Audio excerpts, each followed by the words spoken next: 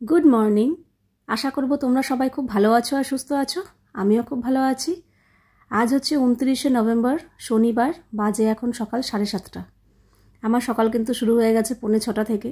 তো নিজের জন্য পুরো 1 ঘন্টা সময় দিয়েছি। তারপরে ফ্রেশ হয়ে জামাকাপড় ছেড়ে এখানে চলে এসেছি আগে জামাকাপড় কাচতে দিতে, কারণ কাচতেও তো সময় লাগে। তারপর মেলে দিয়ে আসবো ছাদে, কারণ এখন রোদের তো তেমন একটা তেজ নেই, তো শুকাতে একটু সময়ই লাগছে। তো যাই হোক, আর এদিকে ইন্দ্র চা খাওয়া হয়ে গেছে, ও এখন বেরোবে করছে আর কি। আর আমার এখনও চা খাওয়া হয়নি। আমি জামা কাপড়টা কাচতে দিয়ে চুল টুলটা আঁচড়ে তারপরে আমার জন্য 1 কাপ চা করব। চা খেতে খেতে তোমাদের কমেন্টসগুলো পড়বো, দেখবো। যেগুলো সম্ভব রিপ্লাই করব, আর যেগুলো সম্ভব না সেগুলো স্ক্রিনশট নিয়ে রেখে দেবো, সময় মতো তোমাদেরকে রিপ্লাই করব। তো এই কাজটা আমি চা খেতে খেতে বসে করি। আগে কি করতাম, চা খেতে বসে এইটা করে তারপরে আবার একটুখানি ফোনও দেখা হয়ে যেত 15-20 মিনিট। কিন্তু এখন আর একটুও সময় নষ্ট করি না। সঙ্গে সঙ্গে আমারও কাজ হয়ে গেল, চা খাওয়া হয়ে গেল, সঙ্গে সঙ্গে উঠে পড়ি। উঠে চায়ের কাপ ঠাপ যেগুলো থাকে সেগুলো মাজা ঘষা করে, গাছে জল টল দেওয়া, টুকটাক তো কাজ তো থাকেই। ফার্নিচারগুলো একটু মোছামুছি করা, তো সেগুলো সব কিছু আর তোমাদের সাথে শেয়ার করা হয় না। কিছু কিছু জিনিস তোমাদের সাথে ওই সারাদিনের 100%-এর মধ্যে হয়তো 30 কি 40% কাজকর্ম তোমাদের সাথে শেয়ার করি। বাকি কাজ তো অফ ক্যামেরা হয়েই যায়। আর সমস্ত কিছু দেখবে সম্ভবও হয় না, মানে বলা, দেখানো কিংবা করা।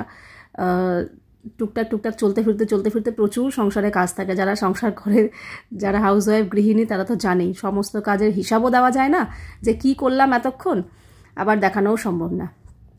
যাই হোক, ইন্দ্র বেরিয়ে গেছে, তারপর আমার জন্য ওই 1 কাপ চা করলাম, চা খেলাম। তারপরে চলে এসেছি গাছের জলগুলো দিলাম, দেওয়ার পর দেখলাম বোতল ফাঁকা হয়ে গেছে সমস্ত। এখন জলের বোতলগুলো ভরে টেবিলের ওপরই রাখবো, কারণ পূজা এখনও আসেনি। ও এসে ঘর ঝাড় দেবে, ঘর মুছবে, তারপরে বারান্দায় গিয়ে জলের বোতলগুলো রেখে দিয়ে আসবো। আচ্ছা, তাতানের জন্মদিনের গিফটগুলো তোমাদের দেখানো হচ্ছে না, খুব একটা গিফট নেই, অল্প স্বল্প রয়েছে। সেগুলোই ভেবেছিলাম তোমাদেরকে দেখাবো, কিন্তু কোনো না কোনো কারণে মানে ভুলে যাচ্ছি একদিন, আবার ভাবছি থাক পরের দিন দেখাবো, এই করে হচ্ছে না। তবে ম্যাক্সিমাম সবাই টাকাই দিয়ে দিয়েছে, মানে আমাদের বাড়ি থেকে, তারপর এদিকে আমার ভাই, আমার বাবা মা আর কি, তারপরে এদিকে আমার ভাসুর, এরা সবাই টাকা দিয়ে দিয়েছে। কাজে টাকা আর কি দেখাবো এখন, তাতানের কাছে সব টাকাগুলো রয়েছে। আগে এই সব টাকাগুলো দিলে না আমার কাছে থাকতো, আমি সময় মতো ব্যবহার করতাম, ওরই কাজে ব্যবহার করতাম, কিন্তু এখন আর আমার কাছে রাখতে পারি না। বাবা যেই দিকটা দেখানো সঙ্গে সঙ্গে নিয়ে নেয়। দেখো, অবশ্য হ্যাঁ, এটাও ঠিক, ওর প্রয়োজনেই কাজে লাগায়, অপ্রয়োজনে ও উল্টোপাল্টা যে খরচা করবে সেরকম কিছু করে না। আর যদিও বা করার হয়, কিছু কেনার হয়, আমাদেরকে জিজ্ঞাসা করে দেখায়, তারপরেই কিনে। আর ম্যাক্সিমাম ও রেখেই দেয়, খুব একটা খরচাপাতি করে না। এই যে ভাইফোঁটায় পায়, রাখিতে পায়, পুজোতে পায়, জন্মদিনে পেলো, সব টাকাও রেখে দেয়। যাই হোক, টাকা পয়সাগুলো তো রয়েছে। এছাড়া ওগুলো ছাড়া আর কিছু গিফট আছে, সেগুলো আমি দেখছি। আজকে তো মনে হয় না হবে বলে কালকের ভ্লগে তোমাদের সাথে অবশ্যই শেয়ার করব। আর তোমাদের মধ্যে একজন খুব কমেন্ট করছো যে গিফট না দিয়েই গিলতে চলে এসেছে। এই সব ভাষাগুলো না আমাদের কালচারে চলে না, ঠিক আছে? মানে একজন গুরুজন মানুষকে এইভাবে কথা বলবো, এরকম শিক্ষা, ম্যানার্স বোধ আমাদের মধ্যে নেই। সে যতই খারাপ কাজ করুক, কিছু না দিক, তবুও একটা গুরুজনদের সম্মান দিয়ে কথা বলা, মানে এটা কি বলো তো, কিছুই না, নিজের শিক্ষার পরিচয় আর কি। কিছুই না, নিজের শিক্ষার পরিচয়, যে আমি কেমন ফ্যামিলিতে বিলং করি, আমি কেমনভাবে আমি বড় হয়েছি, কেমন শিক্ষা দীক্ষা পেয়ে আমি বড় হয়েছি, সেটা তারই পরিচয়। আমি তো কাউকে বলতেই পারি গিলতে চলে এসেছে, এটাতে কিছুই না। যাকে বলছি তার কিন্তু কিছুই হচ্ছে না। এটাতে আমি আমার ব্যবহারের পরিচয় দিচ্ছি, আমি আমার শিক্ষার পরিচয় দিচ্ছি, আর কিছুই না। তো গিফট সবাই দিয়েছে। গিফটটা হচ্ছে একটা ভালোবাসার জিনিস, একটা আশীর্বাদ, ঠিক আছে? সেইটা কখনো এরমভাবে জাজ করা যায় না যে কিছু না দিয়ে গিলতে চলে এসেছে। মানে কথাটা বলতেও যেন আমার কেমন হেজিটেট লাগছে। আমি তো জীবনে কাউকে বলিও নি, বলতেও পারবো না, অথচ একজনের বলাটা যে আমি বলছি না, আমি সেটাও ঠিক আমার মধ্যে কেমন একটা বাধো কাজ করছে। আর মানুষে কি সুন্দর ফ্রিভাবে বলে দেয়। তো ওই যে বলে না, সেটাই হচ্ছে, কেমন পরিবারের মানুষ তুমি, কেমন পরিবার থেকে তুমি উঠে এসছো, সেটা তারই পরিচয়। যাই হোক, তো এই হচ্ছে ব্যাপার। আর এদিকে না, ইন্দ্র আজকে আবার সকালবেলা না মাছ দিয়ে গেছে। তো সেই মাছও দিয়ে গেছে, সবজিও দিয়ে গেছে। তো মাছগুলো যেটা আজকে করব সেটা বাইরে রাখলাম, সব রকম মাছই ধুয়ে ফেলেছি, বাকি দুটো ফ্রিজে তুলে দিয়েছি। এখানে মাছ ধুয়ে ফ্রিজে তুলে রেখেছি। আর এখানে সবজি এনেছে, আজকে এনেছে ফুলকপি, বেশ বড় বড় ঠাসা ফুলকপি দুটো। আচ্ছা, এখানে করলা, শিম, অনেকটা ধনেপাতা, এখানে আবার কারি পাতা নিয়ে এসছে, কী উদ্দেশ্য করে জানি না। আর এখানে মেথি শাক আছে, মনে হচ্ছে দেখে 3 আটি, এটা আজকে করবো না, রেখে দেবো। পেঁয়াজ, কুমড়ো, একটা এটা বেগুন, আদা, নারকেল, গাজর আর এখানে কলা এনেছে। ব্যাস এই হচ্ছে সবজি বাজার।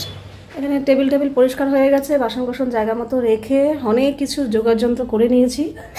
এখানে বেগুন কেটে নুন হলুদ চিনি মাখিয়ে রেখেছি, বেগুন ভাজা হবে।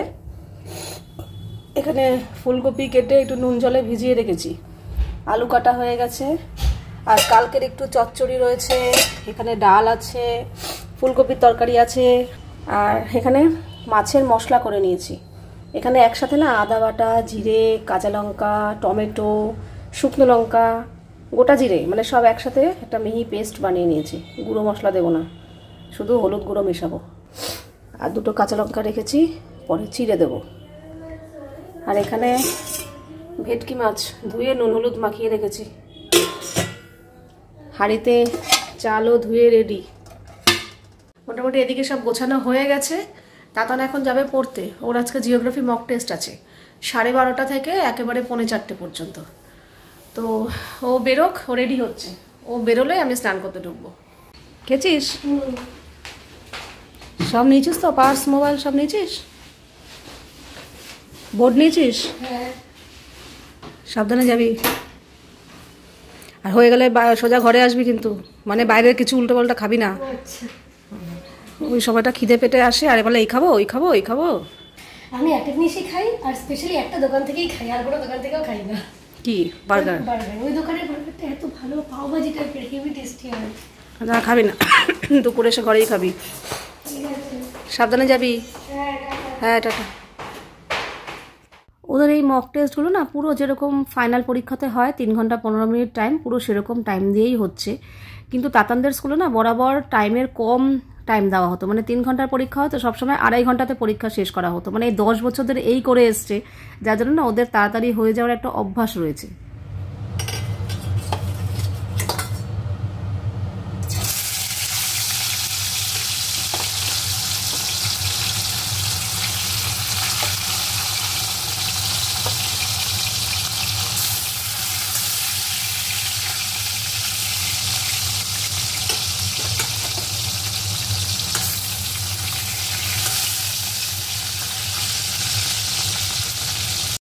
কাজে যেটা বলছিলাম, ওদের মক টেস্টে যে এতক্ষণ সময় দিচ্ছে না, প্লাস স্কুলে যে লাস্ট টেস্ট পরীক্ষা হলো অনেকক্ষণ সময় লেগেছে, 3 ঘন্টা 15 মিনিট। ওদের মানে অনেকেরই স্টুডেন্ট লিখে বসেছিল, মানে এতক্ষণ সময় ওদের লাগছে না। যেহেতু দেখো 1 থেকে পুরো ক্লাস 10 10 বছর ধরে ওরা 100 নম্বরের পরীক্ষা 2.5 ঘন্টাতে দিয়ে এসছে। হ্যাঁ চাপের হয়েছে, এক এক সময় এসে বলেছে সময়ের জন্য লিখতে পারিনি, ওটা পারতাম, টাইমের জন্য লিখতে পারিনি, এগুলো শুনলে কেমন লাগতো। কিন্তু এই অভ্যাসটা হয়ে গিয়ে একদিকে ভালো হয়েছে, তাড়াতাড়ি করে লেখার যে অভ্যাসটা সেটা হয়ে গেছে। এখন 3 ঘন্টা সময় ওদের কাছে মনে হয় কি অনেকটা সময়, এতক্ষণ সময় লাগছে না, তাড়াতাড়ি লিখে শেষ করে ফেলতে পারছে, মানে টাইমের আগেই বেরিয়ে যেতে পারছে। কমপ্লিট। আর এখানে কালকের যে ফুলকপির তরকারি, এটা গরম করলাম, এটা টেবিলে নিয়ে নিই, কারণ এটা তাতান খাবে, অনেকটা আছে থাক। আর আজকে করেছি এই যে বেগুন ভাজা, কালকে টমেটোর ডাল ছিল ওটা গরম করলাম, ডালের সাথে বেগুন ভাজা। আর হচ্ছে এখানে ফুলকপি আলু দিয়ে ভেটকি মাছের ঝোল। কালারটা দেখি তো ভক্তি আছে। কালার আমি কোনো লঙ্কা কাশ্মীরি লঙ্কার গুঁড়ো দেইনি, ওই জন্য কালার আসে এরকম করে। কাশ্মীরি লঙ্কার গুঁড়ো দেইনি তাই কালার আসেনি, কাশ্মীরি লঙ্কার গুঁড়ো দিলেই কালার আসতো। এবার তুমি বলো ওই সব খাবে? সব সময় কালার খেতে হয়? মনে হচ্ছে মাছের শুক্তো করে দেখি। হ্যাঁ ঠিক বলেছো, মাছের শুক্তো করেছি। বলো দেখি। মাছের শুক্তোই খাও আজকে। আমি কাশ্মীরি লঙ্কার গুঁড়োটা দেইনি, এছাড়া যা যা দিই সব দিয়েছি।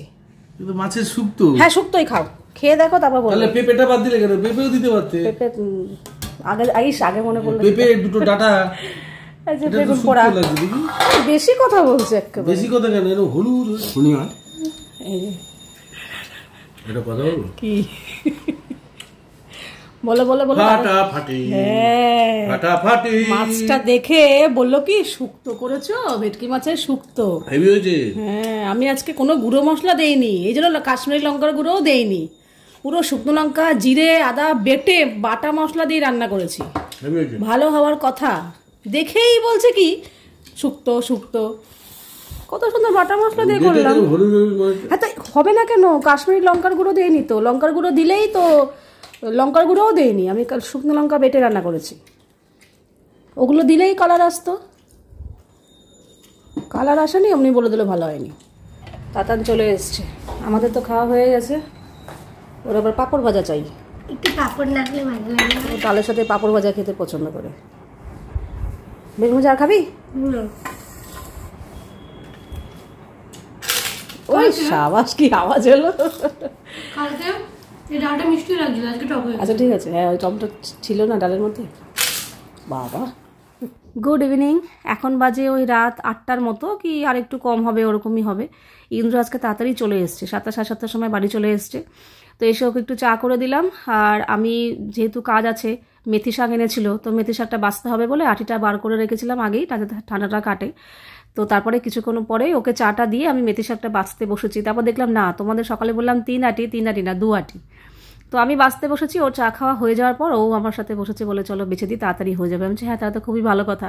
তো কড়াইশুঁটিও এনেছিল পরেও আবার, তো কড়াইশুঁটিওগুলো খোসা ছাড়িয়ে রেখে দিলাম। কড়াইশুঁটি খোসা ছাড়ানো থাকলে সুবিধা হয়, যখন যেটাতে দিতে ইচ্ছা করবে না সঙ্গে সঙ্গে নিয়ে দেওয়া যায়, নাহলে এই খোসা ছাড়িয়ে দিতে সময়ও লাগে আর বড় বিরক্তও লাগে। আজ এখন 8টার মতো, তাতানের আজকে জিওগ্রাফি পড়া ছিল, পড়তে গেছে, এই আসার সময় হয়ে এসছে। আর এখানে আমার বাবু আজকে দুধ দিয়ে গেছে, তো দুদিকে দুটো বাটি দুধ বসিয়েছি জাল দেওয়ার জন্য। যাই হোক, দুপুরে ঘুমিয়েছি বেশ, একটুখানি না ঘুমোলে না পারবো না। কারণ যদি আমি এমন হতো যে রাত্রিবেলা 10টা সাড়ে 10টার সময় শুয়ে পড়ছি, তাহলে অসুবিধা হতো না। আমার তো শুতে শুতে সেই কোনো সময় 12টা, কোনো সময় 12:30টাও বেজে যায়। তারপর 12:30 অত রাত্রে শুয়ে ওই 5:30 পৌনে 6টার সময় ওঠা, একটু দুপুরে ঘুমালে ভালো লাগে।